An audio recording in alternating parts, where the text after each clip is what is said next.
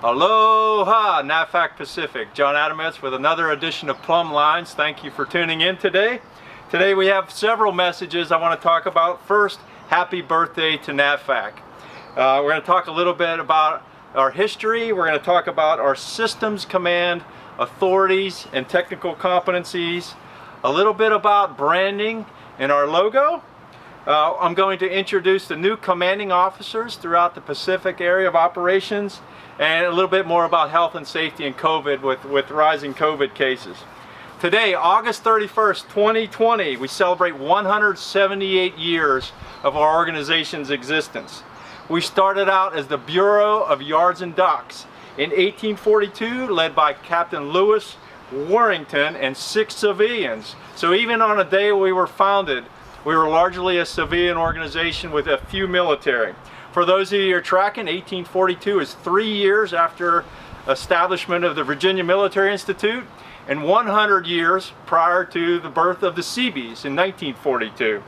Our original role was design and construction maintenance of the Navy yards, dry docks, and shipbuilding facilities along the East Coast. Our role over the next 124 years grew in multiple products and services to what we are today. In 1966, we were designated Naval Facilities, NAVFAC, and became the oldest and original systems command working directly for the Chief of Naval Operations. So now today we continue with our global operations as the oldest systems command, facility engineering, design, construction, maintenance, and expeditionary systems. History we're all proud of, and you should be too, to be part of such a great organization that delivers value to the Navy. Happy birthday, NAVFAC, for 178 years. I'd like to talk a little bit about what it means to be a systems command and our authorities. We get our systems command authorities from 2 people with the Secretariat. First, the Assistant Secretary of the Navy for Research, Development, and Acquisition. They give us our acquisition, construction, and facility engineering authorities, and also from the Assistant Secretary of the Navy for Energy, Installations, and the Environment. And that's where we get our real estate authorities. And so what that means is we are an acquisition systems command that delivers technical solutions to the Navy and Marine Corps, and we're able to buy things and deliver weapons platforms across the Navy and real property. And we have these technical authorities that designate us as the subject matter experts over this field of engineering. And so it's a very important mission to our Navy to perform as a Navy systems command. I'd like to talk a little bit about our logo. I think history and heritage is important, and it gets into our branding and messaging.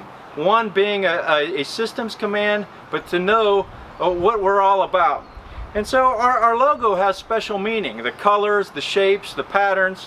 The dark blue represents the traditions of the traditional Navy.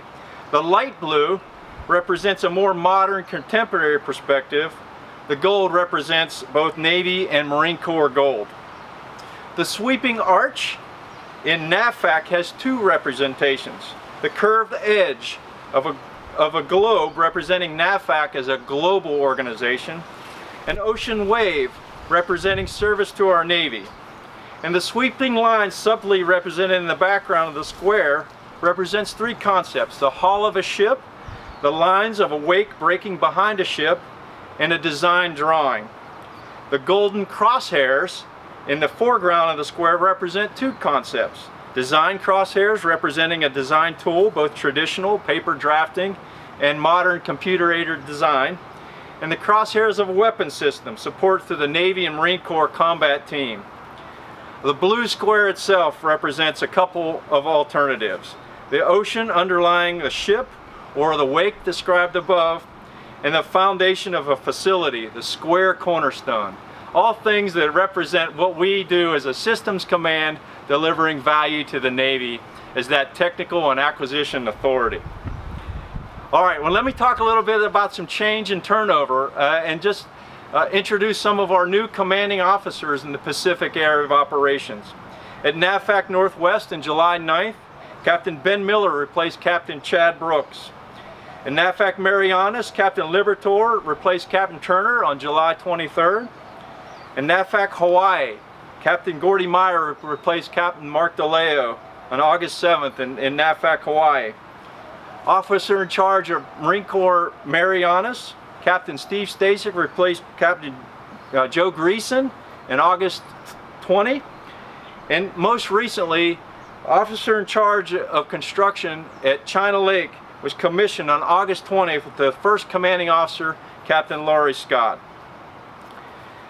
Lastly, I'd like to talk a little bit about COVID health and safety. Our mission remains first and foremost to keep our personnel healthy and safe during the pandemic. Amongst, in many parts of the country, rising COVID cases. So again, we have to work through, racial tensions and equality and diversity. We have to work through the pandemic.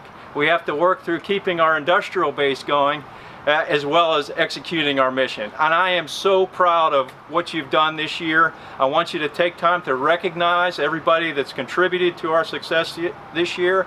And yet we have a lot of work coming, especially in the Pacific, many different programs and a lot of challenges that lie ahead. I'm just so proud to serve on your team. Happy birthday, NAVFAC, for 178 years.